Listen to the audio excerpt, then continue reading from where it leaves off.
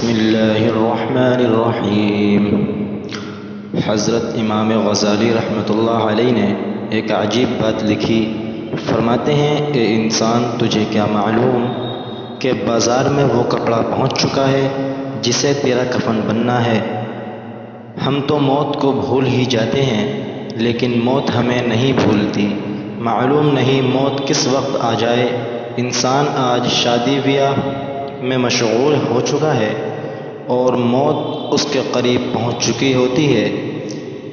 اس لیے ہر دن زندگی کا آخری دن اور ہر رات کو زندگی کی آخری رات سمجھتے ہوئے گزارے۔ ایک مرتبہ نبی پاک صلی اللہ علیہ وسلم نے اپنے ساتھیوں سے پوچھا کہ تم موت کے بارے میں کیا جانتے ہو؟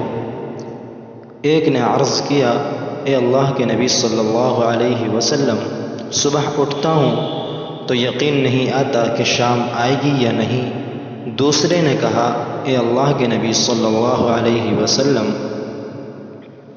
میں 4 رکعت کی نیت باندھتا ہوں، مجھے یقین نہیں ہوتا کہ چاروں پڑھ سکوں گا یا نہیں۔